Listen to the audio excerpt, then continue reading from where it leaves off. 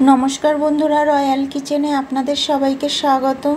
আজকে হাজির হয়েছি ইউনিক দারুণ টেস্টি মাছের লেজা সন্দেশের রেসিপি নিয়ে। এই মাছের লেজা সন্দেশ আপনারা খুব সহজেই ঘরে তৈরি করে নিতে পারেন। রেসিপিটি খুবই ইজিভাবে শেয়ার করেছি।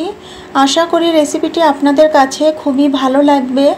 যদি ভালো লাগে লাইক, শেয়ার, সাবস্ক্রাইব করে আমার পাশে থাকার অনুরোধ রইল। আর ভিডিওটি না কেটে শেষ অবধি দেখার অনুরোধ রইল।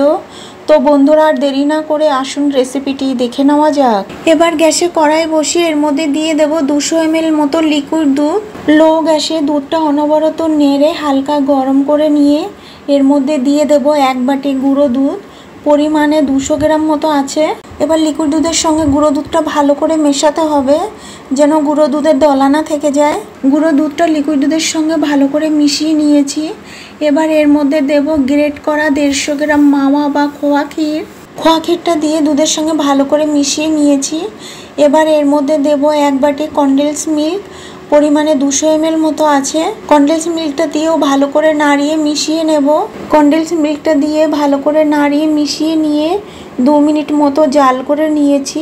সুন্দর একটা ফ্লেভারের জন্য দিয়ে দেব 2 চিমটে মতো এলাচের গুঁড়ো। এলাচের গুঁড়োটা দিয়ে ভালো করে নাড়িয়ে মিশিয়ে নিয়ে দুধটা অনেকটাই জাল করে শুকিয়ে নিয়েছি। এবার এর মধ্যে দেব 1 চামচ ঘি। ঘি দিলে দুধের মিশ্রণটা কড়াইতে লেগে যাবে না।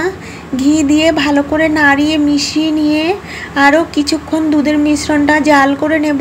কিছুক্ষণ জাল করে নেওয়ার পর যখন মিশ্রণটা এইভাবে প্যানের গা থেকে ছেড়ে আসবে, তখন বুঝতে হবে সন্দেশ বানানোর জন্য ডোটা একদম রেডি। যে পাত্রে ডোটা নামাবো সেই পাত্রে একটু ঘি ব্রাশ করে নিয়েছি। গরম অবস্থাতেই সন্দেশটা বানিয়ে নিতে হবে। এবার এই ডোটা একটু মেখে নিয়ে 3 ভাগের 1 ভাগ ডো আলাদা করে নেব। এবার এই ছোট অংশ ডোয়ের মধ্যে 3 ফোঁটা ইয়েলো ফুড কালার দিয়ে ভালো করে মেখে নিয়েছি। ইয়েলো ফুড কালার মেশানো ডোটা এক সাইডে রেখে এবার এই ডো থেকে 2 ভাগ করে 1 ভাগের মধ্যে দিয়ে দেব 5 ফোঁটা গ্রিন ফুড কালার। ফুড কালারটা দিয়ে ডোটা ভালো করে মেখে নিয়েছি। এবার এই ডোয়ের মধ্যে দিয়ে দেব 5 ফোঁটা রেড ফুড কালার। ফুড কালারটা দিয়ে ডোটা ভালো করে মেখে নিয়েছি। এবার এখানে নিয়েছি ছোট বড় দুটো মাছের লেজা সন্দেশ বানানোর ছাঁচ। আর এই ছাঁচের মধ্যে একটু ঘি লাগিয়ে নিয়েছি। এবার অল্প ডো নিয়ে ছাঁচের মধ্যে দিয়ে সমান করে এই সাইড থেকে তুলে নেব। এই একইভাবে বাকি সব কটা মাছের লেজা সন্দেশ বানিয়ে নেব। ছোট বড় 2 ধরনের মাছের লেজা সন্দেশ বানিয়ে নিয়েছি। এই সন্দেশটা খেতে অনেকটাই ক্যাডবেরি চকলেটের মতো। এইভাবে বাড়িতে বানালে কমেন্ট বক্সে জানাতে একেবারেই ভুলবেন না। আর পাশে থাকা বেল আইকনটি ক্লিক করে রাখবেন। এতে করে যখনই কোনো নতুন ভিডিও আপলোড দেব সর্বপ্রথম আপনার মোবাইলে পৌঁছে যাবে। সবাই ভালো থাকবেন, সুস্থ থাকবেন।